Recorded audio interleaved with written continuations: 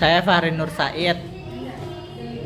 Apa itu kode etik BK? Kode etik bimbingan dan konseling adalah ketentuan-ketentuan atau peraturan-peraturan yang harus ditaati oleh siapa saja yang ingin berkecimpung dalam bidang bimbingan dan konseling demi kebaikan. Kode etik ini mengandung ketentuan-ketentuan yang tidak boleh dilanggar atau diabaikan tanpa membawa kaibat yang menyenangkan. Pendekatan BK. Pendekatan BK adalah cara atau metode yang dilakukan untuk membantu, mengarahkan atau membantu seseorang atau sekelompok orang agar menyadari dan mengembangkan potensi-potensi dirinya serta mampu mengambil sebuah keputusan dan menentukan tujuan hidupnya dengan cara berinteraksi atau bertatap muka. Pendekatan yang dipergunakan dalam bimbingan mengambil dua pendekatan, yaitu pendekatan secara kelompok atau group guidance dan pendekatan secara individual atau individual guidance counseling.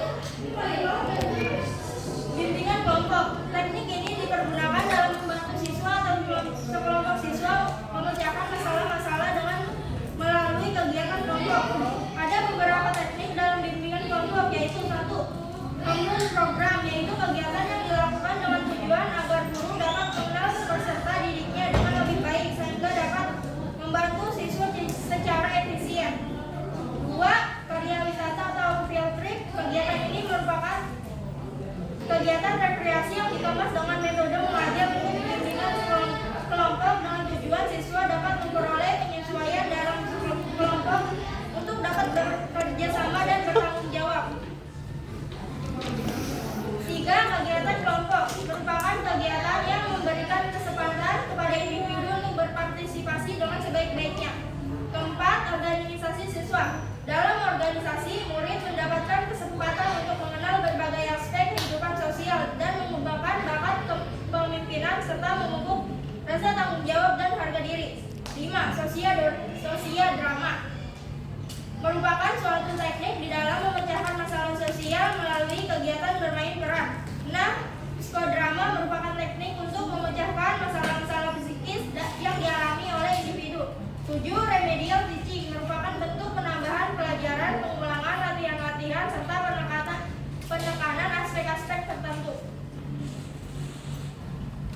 Bimbingan individu. Bimbingan konseling yang memungkinkan klien mendapat layanan langsung tatap muka dalam rangka pembahasan dan pengentasan permasalahan yang sifatnya pribadi yang dideritanya. Teknik-teknik upaya memaksimalkan potensi siswa, yaitu latihan asertif. Teknik ini dipergunakan untuk melatih klien yang mengalami kesulitan untuk menyatakan diri bahwa tindakannya adalah layak atau benar. 2. Desensitizasi sistematis merupakan teknik konseling behavioral yang memfokuskan bantuan untuk menenangkan klien dari ketegangan yang dialami dengan mengajarkan klien untuk rileks. Ketiga, pengordinasian aversi. Teknik ini dimaksudkan untuk meningkatkan kepekaan klien agar mengamati respon pada stimulus yang disenanginya. Stimulus yang dapat dilakukan adalah dengan pembentukan perilaku model yang baru dan memperkuat perilaku yang sudah terbentuk. Permainan dialog, latihan bertanggung jawab, bermain proyeksi, teknik pengembalian, bertahan dengan perasaan, dan homework achievement. Problema BK. Problema BK terbagi menjadi 4 bagian. 1. Problematika dalam dunia pendidikan. Problematika utama dalam melaksanakan BK di dunia pendidikan juga disebabkan adanya kekeliruan pandangan seperti bimbingan dan konseling hanya sebagai pelengkap kegiatan pendidikan. Guru bimbingan dan konseling di sekolah adalah polisi sekolah. Bimbingan dan konseling dibatasi untuk siswa tertentu saja. 2. Problematika eksternal atau masyarakat. Problematika dalam pelaksanaan bimbingan dan konseling di masyarakat pada dasarnya disebabkan adanya pandangan keliru dari masyarakat seperti layanan bimbingan dan konseling dapat dilakukan oleh siapa saja. Bimbingan dan konseling hanya untuk orang yang bermasalah saja. Keberhasilan layanan bimbingan dan konseling bergantung pada sarana dan prasarana. Konselor harus aktif, sedangkan klien boleh pasif. Menganggap hasil pekerjaan bimbingan dan konseling harus segera terlihat. 3. Problematika internal. Pandangan pada konselor yang salah tentang BK menyebabkan mereka salah langkah dalam memberikan pelayanan BK. Problemnya adalah dengan menyamakan pekerjaan bimbingan dan konseling dengan pekerjaan dokter atau psikiater, menyamaratakan cara pemecahan masalah, menganggap bimbingan dan konseling mampu berjalan sendiri serta menganggap bimbingan dan konseling merupakan proses pemberian nasihat semata.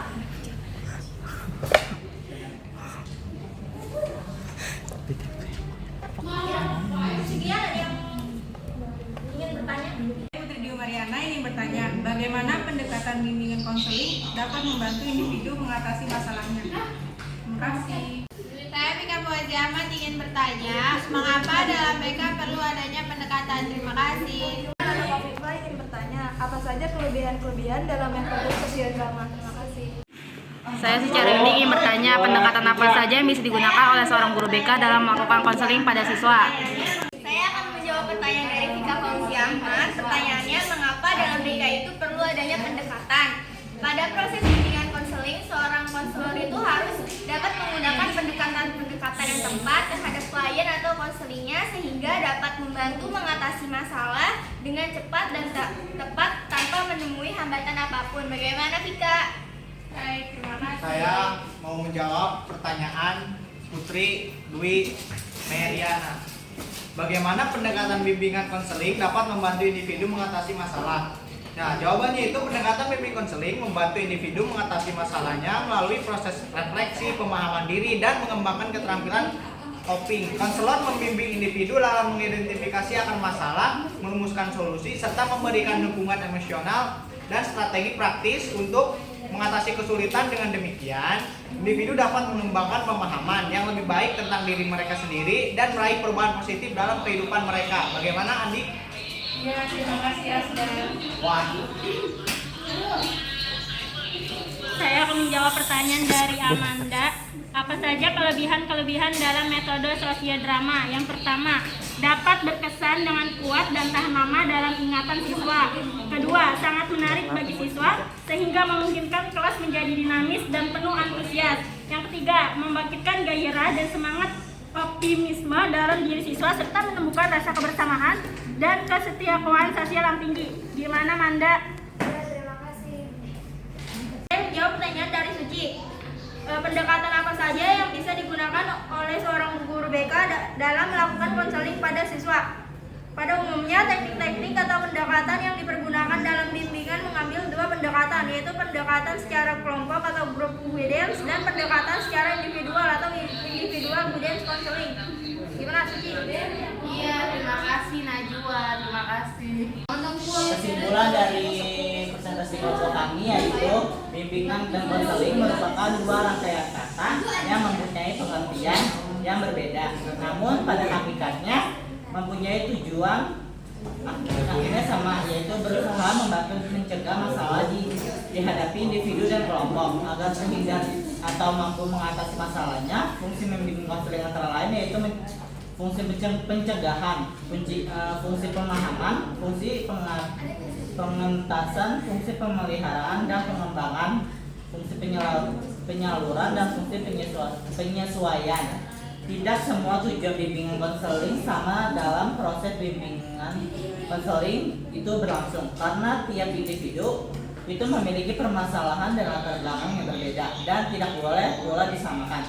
Dalam bimbingan konseling ini terdapat prinsip-prinsip yang diterapkan agar proses bimbingan dan konseling bisa berjalan sesuai harapan. Harinya mohon maaf. Wassalamualaikum warahmatullahi wabarakatuh.